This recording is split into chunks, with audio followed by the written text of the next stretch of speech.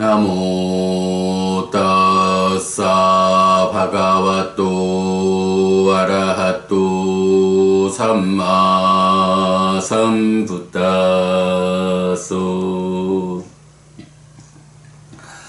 나모 따사 바가와또 아라하또 삼마 삼부타소. 나모 따사 바가와또 아라하또 삼마 삼부타소. 그분 세존 아라한 정등갑께 절합니다.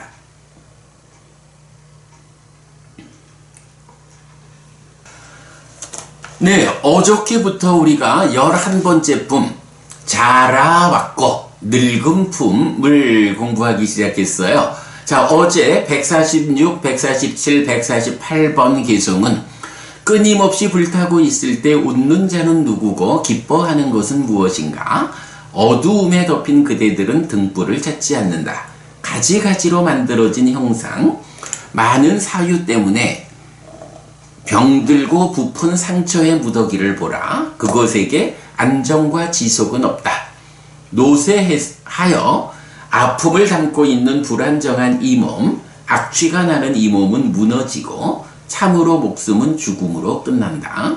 라고 해서 결국 지혜의 등불을 찾지 않는 무명, 어두움에 덮여있는 중생들의 삶이 불타고 있다. 누가 웃을 거고 무엇을 기뻐할 것인가? 이런 그래서 특히 이런 이제 몸이라고 하는 것이 사실은 뭐 중생들의 윤회하는 삶이라는 게 몸에 구속된 삶인 거죠.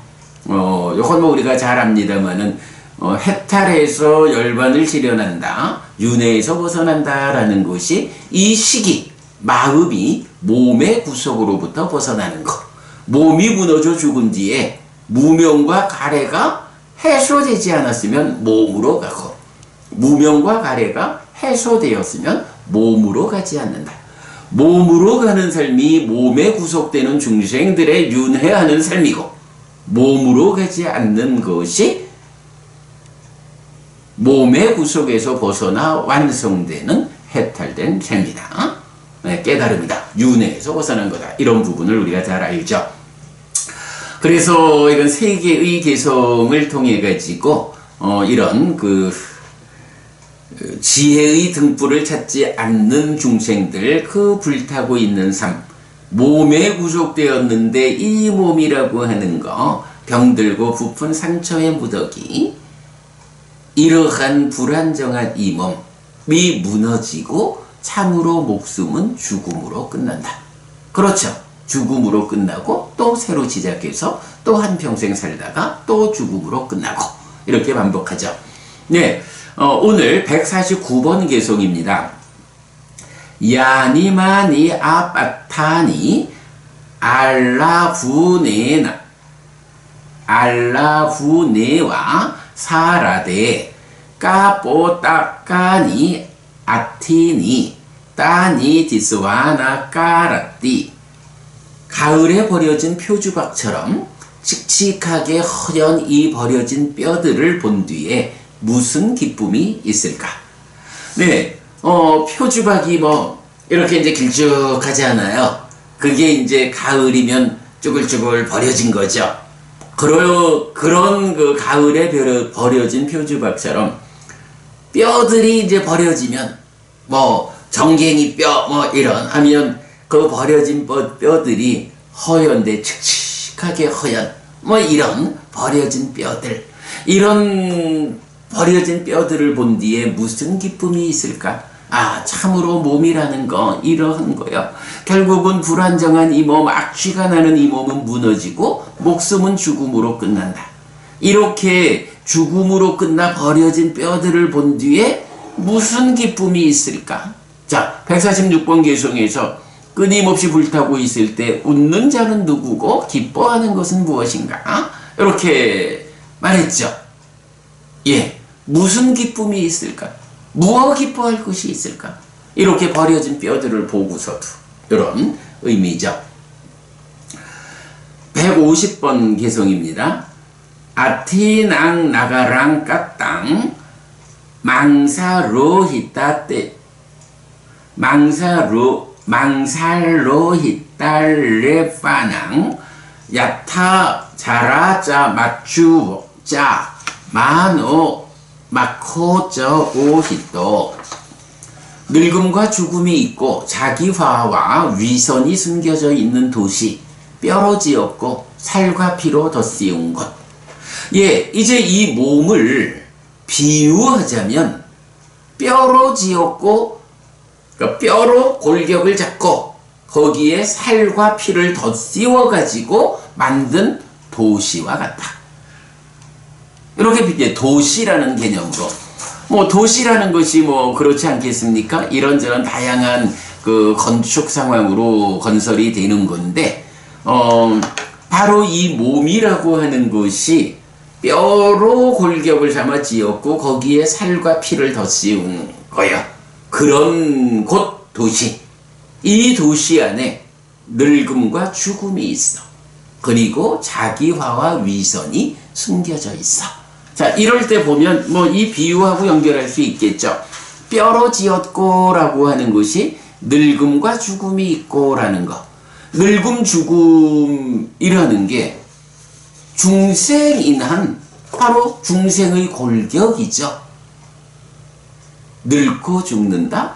그러면 또 태어난다? 또 다시 늙고 죽는다? 라고 하는 것이 우리가 늘 말하지만 생노사라는 근본 괴로움이 있고 그 위에 슬픔, 비탄, 고통, 고뇌, 절망이라는 구체적 아픔이 수반된다. 이렇게 표현할 때 바로 그 생노사, 여기서는 노사를 말했죠. 늙고 죽는다라는 이것이 근본 괴로움이야. 중생들이 겪어야 하는 괴로움의 근본이야. 말하자면 도시가 생겨나는 그 골격이야. 뼈로 지었어. 뼈로 골격을 만들었어. 이렇게 할 때 바로 중생이라는 삶의 뼈로서 골격을 삼는 그것이 늙음 죽음이라는 근본 괴로움이다. 이렇게 보면 되겠고요.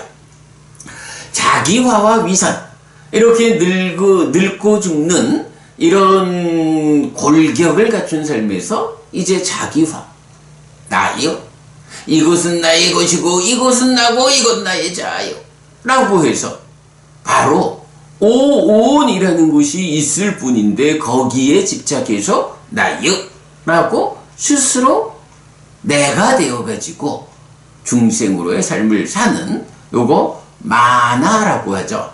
그러니까 마노 이러면 의라는 마음이고 마노 이러면 장음이어서 달라요. 요거 보통 뭐 자만, 아만 이렇게 번역하는 거지만 우리는 자기화 이렇게 번역하죠.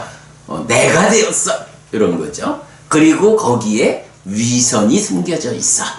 그러니까 늙음과 죽음은 뼈로 지었다, 뼈로 골격을 삼았다라는 그거고, 자기화와 위선은 거기에 살과 피가 덧씌워져 있어. 이렇게 말할 때 뼈라는 골격을 덧씌우는 살과 피, 늙음과 죽음이라는 이 근본 괴로움, 그 위에 이게 나요! 라고 하는 자기화, 그리고 위선이 숨겨져 있다.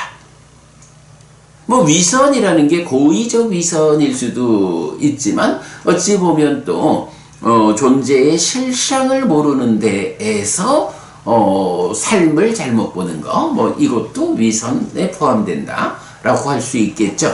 여기서 이제 한 가지 이제 망살로 히따 레빠낭, 이래서 망사 살이고 로히따 피예요. 그리고 마노, 요 자기화 망사 살에 비유했고, 마코를 로히따 피에 비유했는데 위선 이렇게 번역했거든요.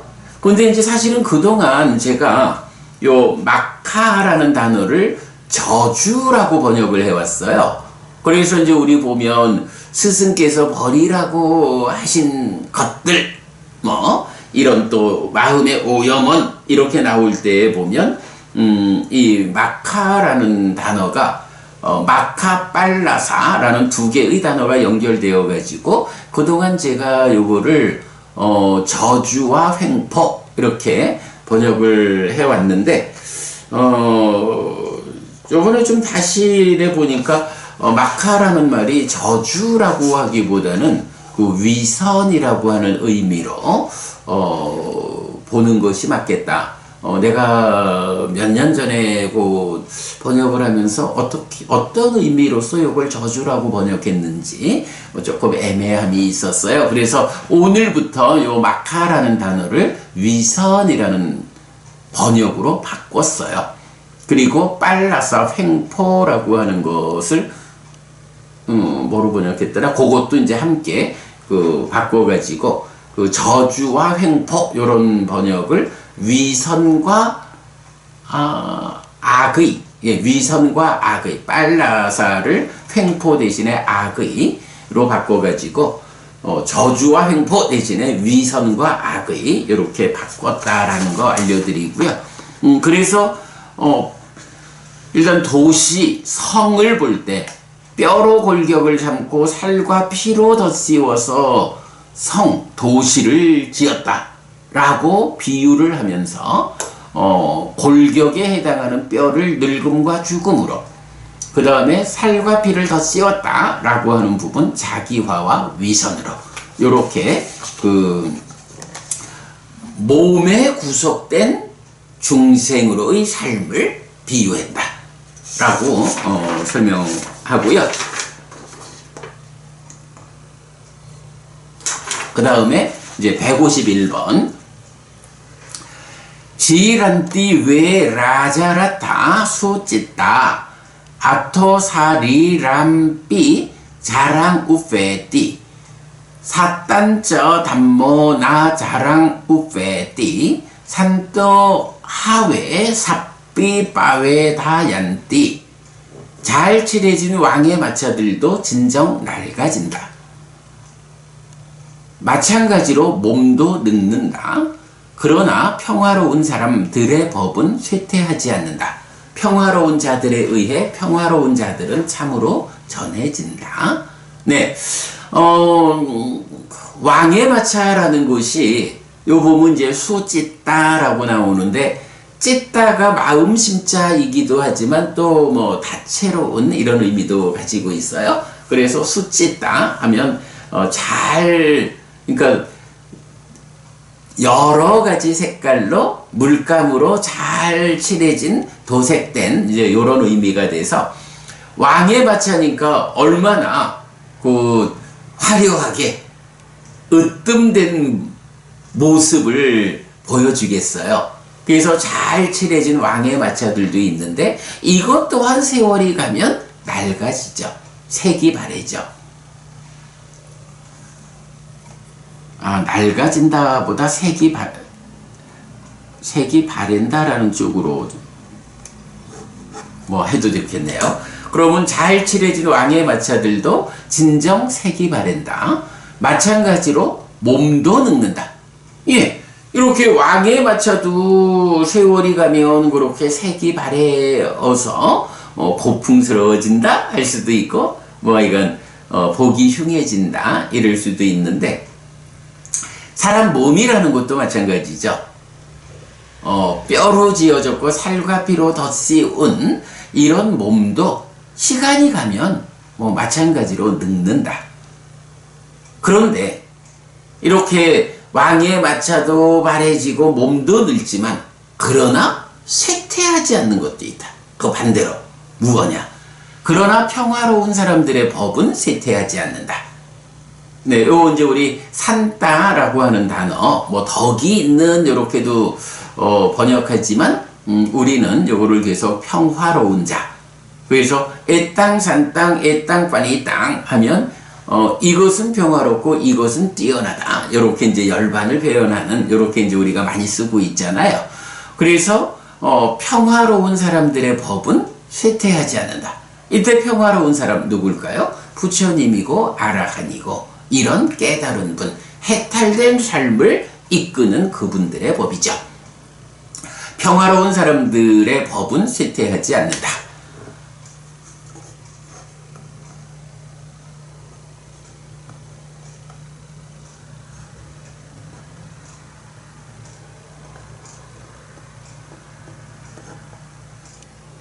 평화로운 자들에 의해 평화로운 자들은 참으로 전해진다.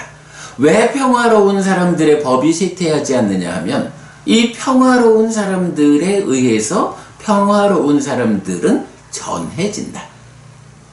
받아서 전승한다. 전해진다, 전승된다 이렇게 보면 되겠죠. 부처님 가르침은 이렇게 마차도 색이 바래고 몸도 늙지만 그러나 부처님의 가르침, 아라한들의 가르침, 해탈된 삶을 이끄는 이 평화로운 사람들의 법 또는 뭐 평화로운 법, 평화로운 사람 이건 뭐 네. 그래서 평화로운 법은 쇠퇴하지 않는다. 평화로운 사람들에 의해서 평화로운 사람들은 참으로 잘 전승된다, 전해진다. 법이니까 요거를 그냥 평화로운 법은 쇠퇴하지 않는다. 평화로운 자들에 의해 평화로운 법들은 참으로 전해진다. 뭐 이렇게 이제 좀 정리해 보겠습니다. 네, 그래서 이렇게 세상 안에서 몸에 구속된 삶이라는 것은 이렇게 낡아가기 마련, 색이 바래고 늙기 마련이지만 그러나 그렇게 중생들의 몸에 구속된 삶이라고 하는 것이 반드시 그렇게 그러해야만 하는 것은 아니다. 왜? 평화로운 사람들의 법이 있다. 부처님이 깨달아서라는 법, 그 제자인 아라한들에 의해서 재현돼서 전승되는 법, 이러한 법은 그러한 몸에 구속된 중생들의 삶으로부터 우리를 해탈된 삶으로 이끈다. 그 구속에서 벗어나게 이끈다. 그리고 이러한 법들은 쇠퇴하지 않는다. 왜? 사실은 이러한 법들이 뭔가요? 열애의 출현 여부와 관계없이 세상에 존재하는 우리 삶에 적용되는 원리요 이치 그런 거잖아요. 그러니까 이런 평화로운 법은 물론 이제 세상 사람들의 범주에서 보면 열애의 법이 끊어진, 열애가 출현하지 않은 시점에는 그 법들이 없지 않아 이렇게 말할 수 있겠지만 그러나 그거는 중생들의 범위 안에서의 출현의 여부, 전승의 여부지.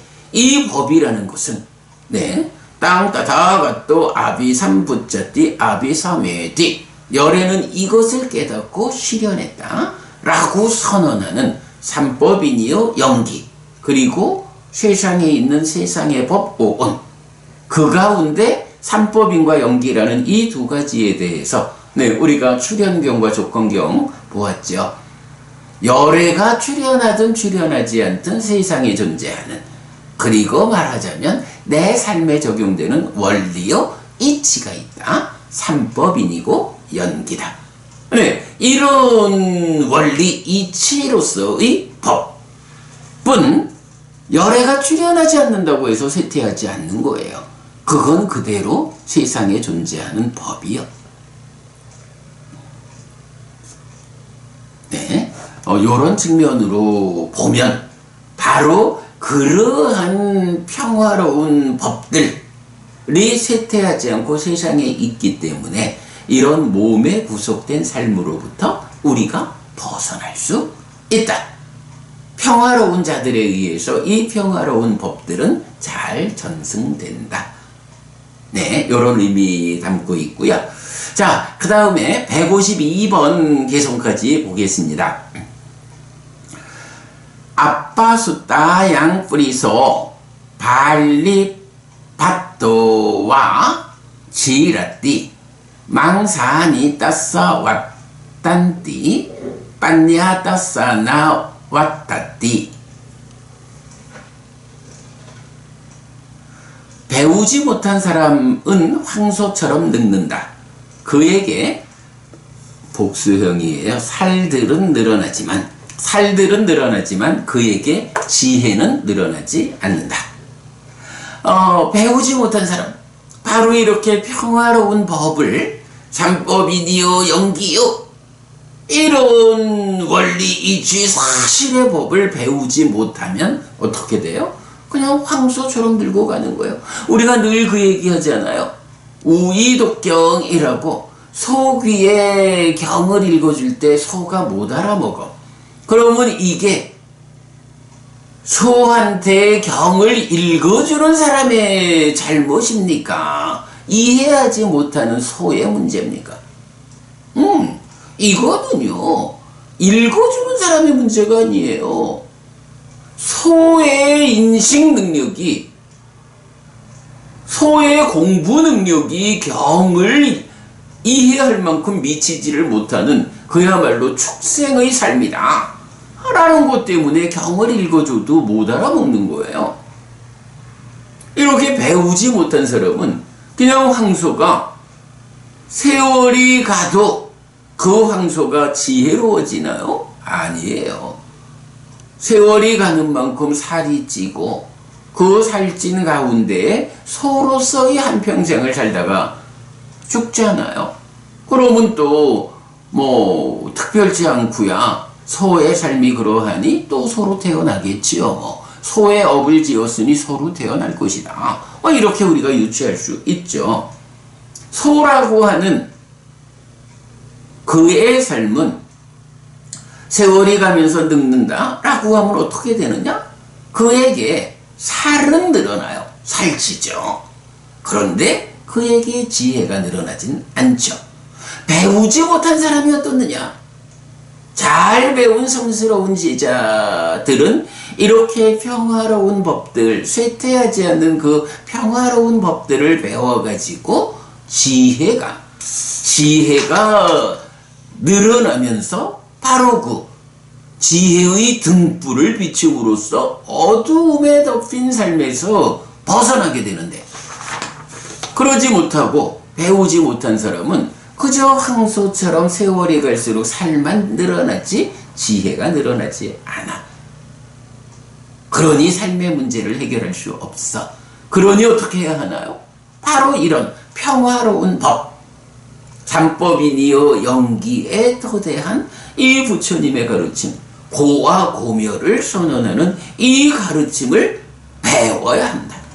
그래서 그에게 살이 늘어나는 게 아니라 지혜가 늘어나는 이런 삶을 살아야 세월이 갈 때 황소처럼 늙어가지 않고 그의 총명이 바로 그 늘어나는 지혜의 등불을 밝힘으로써 146번기에서 어두움에 덮인 그대들은 등불을 찾지 않는다. 끊임없이 불타고 있을 때 누가 웃고 무엇을 기뻐할 것인가?